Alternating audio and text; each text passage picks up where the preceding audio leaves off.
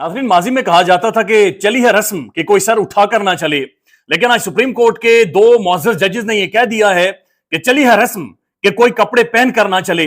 आज supreme court ने बाकायदा से एक ऐसा फैसला दिया है जिसके बाद उन्होंने तमाम तर इख्तियारात इदारों को दे दिए हैं कि पाकिस्तान के किसी भी शहरी को अगर आपने नंगा देखना है, उसकी फिल्में बनानी है, उसकी ऑडियो रिकॉर्डिंग करनी है, तो बिल्कुल इसकी इजाजत है।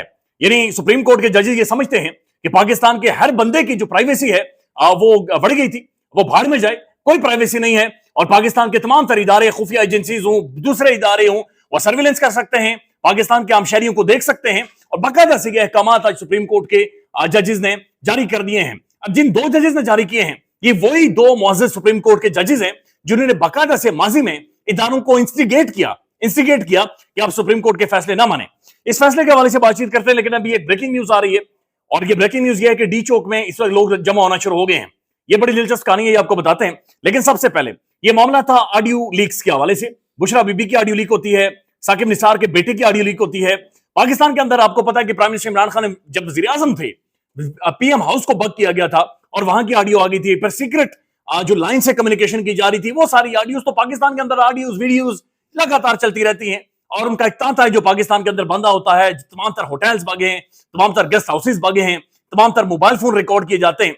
इसके ऊपर इस्लामाबाद हाईकोर्ट के जो ऑनरेबल जस्टिस हैं बाबर सत्तार साहब, इस सारे मामले का एक लंबे अरसे से पीछा कर रहे थे और बिल्कुल इसकी जड़ तक जा रहे थे, इसके खुरे तक बाबर सत्तार साहब पहुंच गए थे कि असल में ये कौन है जो ऑडियो रिकॉर्ड करता है, कौन है जो ऑडियो जारी करता है, कौन है ये लीक करता है, कौन है जो एडिट करता है, कौन है जो लोगों को नंगा देखता है और नंगा देखने का उसे शौक है।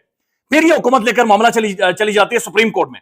अब सुप्रीम कोर्ट के अंदर जस्टिस नईम अख्तर अफगान और जस्टिस अमीनुद्दीन खान, ये वो दो जजेस हैं जिन्होंने जो मखसूस नशिस्तें हैं उनके हवाले से जो एक डाइसेंटिंग नोट जारी किया था, जिसके अंदर बाकायदा से उन्होंने कहा था कि सुप्रीम कोर्ट के बहुत सारे फैसले आप बेशक ना माने, उससे कोई फर्क नहीं पड़ता।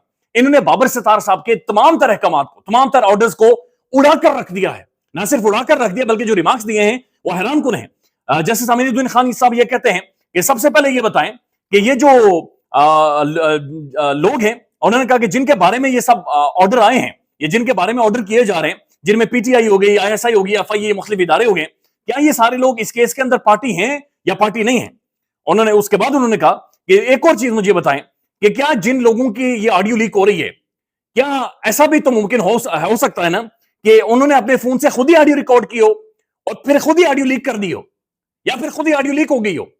यानी आपने जस्टिस साहब के मुताबिक हो सकता है कि खुद ही ऑडियो रिकॉर्ड की हो और उसके बाद गलती से आपका अंगूठा या उंगली लग गई हो और आपके अंगूठा और उंगली लगने की वजह से वो आगे चली गई और लीक हो गई हो। जज साहब ने कहा यह भी तो हो सकता है।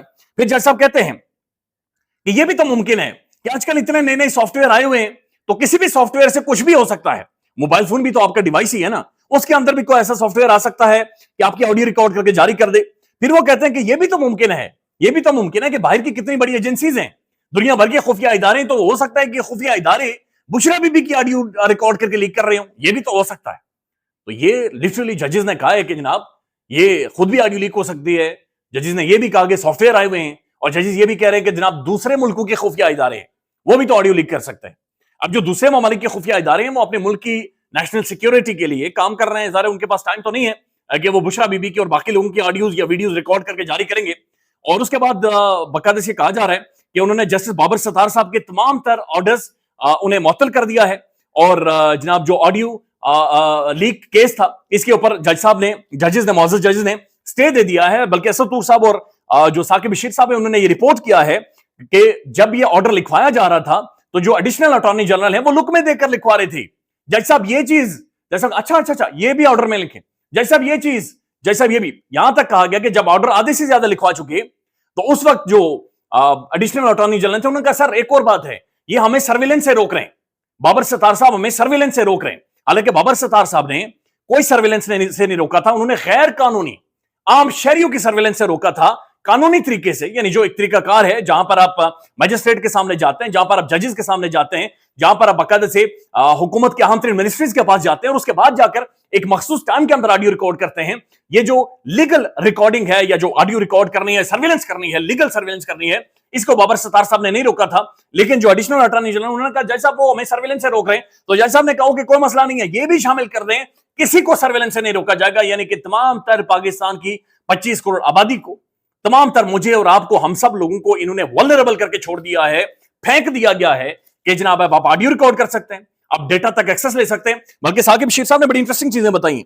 उन्होंने कहा कि पाकिस्तान टेलीकम्युनिकेशन अथॉरिटी ने पिछले 1 साल में 3 जवाब जमा करवाए, और पाकिस्तान टेलीकम्युनिकेशन अथॉरिटी ये कहती रही कि हमने किसी को सर्विलेंस की इजाजत नहीं दी, हमने किसी को रिकॉर्ड करने के लिए सहूलत नहीं दी, और हमने किसी को डायरेक्शन भी नहीं दी कि आपने रिकॉर्डिंग करनी है।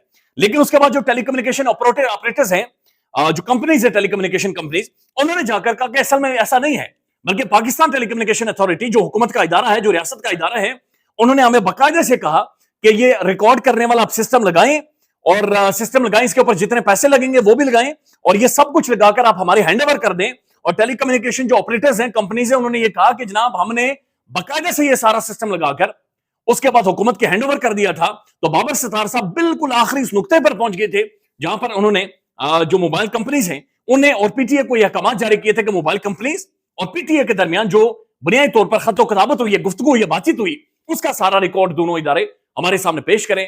साकिब बशीर साहब के मुताबिक मोबाइल कंपनीज ने तमाम तरह रिकॉर्ड पेश कर दिया था कि जनाब हुकूमत हमें ये कहती रही, टेलीकम्युनिकेशन इदारे, पाकिस्तान टेलीकम्युनिकेशन इदारे हमें ये कहते रहे कि जनाब ये आप रिकॉर्डिंग करें, रिकॉर्डिंग का सारा सिस्टम लगाएं। और बताया जा रहा है कि तकरीबन 40 लाख लोगों को एक टाइम में रिकॉर्ड किया जा सकता है। 40 लाख लोगों की जो सर्विलेंस है वो एक टाइम में हो सकती है। और आज ये 2 जजेस, जस्टिस नईम अख्तर अफगान और जस्टिस अमीनुद्दीन खान ने ये जस्टिस बाबर सत्तार साहब के तमाम तर ऑर्डर्स को मुअत्तल करके ऑडियो लीक के ऊपर जो समाअत चल रही थी, जो जज साहब पहुंचने वाले थे खुरे तक, उसे स्टे दे दिया है। और उसके बाद कह दिया है कि जनाब चली है रस्म कि इस मुल्क के अंदर कोई कपड़े पहन कर ना चले, और वल्नरेबल कर दिया है पाकिस्तान के तमाम तर जर्नलिस्ट कम्युनिटी को, पाकिस्तान के तमाम तर साफियों को, पाकिस्तान के तमाम तर सिविल सोसाइटी को, पढ़ी लिखी सिविल सोसाइटी को, इंटेलिजेंसिया को, सबको वल्नरेबल करके फेंक दिया गया है कि ठीक है, डेटा लीक करें, डेटा रिकॉर्ड करें और डेटा जारी कर दें। तो ये सब कुछ हुआ है।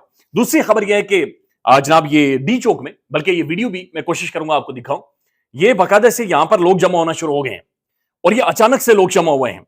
ये बड़ी इंटरेस्टिंग डेवलपमेंट है कि डी चौक में अचानक से इतनी बड़ी तादाद में ये लोग कहां से आए हैं, ये लोग कैसे जमा हुए हैं, और ये लोग किस तरह से पहुंचे हैं। पहले एक वीडियो है कि डी चौक में हंगामी तौर पर लोग आना शुरू हो गए हैं, और लोग आकर यहां पर जमा होना शुरू हो गए हैं। तो असल जो खबर आई है, डी चौक एक बार फिर बंद कर दिया गया है। चीफ जस्टिस के सरबराही में 3 रुकनी बेंच के मुबारक सानी फैसले के बाद आलमी मजलिस तहफ़्फ़ुज़ खत्म नबूवत वाले चीफ जस्टिस कादी फाइज ईसा के खिलाफ एहतजाज करने डी चौक पहुंच गए। अभी अचानक पहुंचे हैं और ये गाड़ियों पर आए हैं, गाड़ियों पर लाकर इन्हें डी चौक में रखा गया है, बिठाया गया है। चीफ जस्टिस कादी फाइज ईसा की सरबराही में 3 रुकनी बेंच की तरफ से गैर कानूनी, गैर आईनी, गैर शरई और कादियानियत नवाज फैसला वापस लिया जाए, ये लोगों ने मुतालबा किया है। खबरें ये आ रही हैं कि कादी फाइज साहब के सामने मुबारक सानी केस के हवाले से कोई दरखास्त रिव्यू के लिए नहीं लगी, लेकिन कादी साहब ने खुद ही लगा दी है, और खुद ही कादी साहब उसको फौरी तौर पर रिव्यू में लेकर जाएंगे और उसके ऊपर फैसला जारी करेंगे ताकि इन लोगों को ठंडा किया जाए। लेकिन ये डी चौक के अंदर एक अवामी जमे गफीर है जो कि अब जमा होना शुरू हो गया है।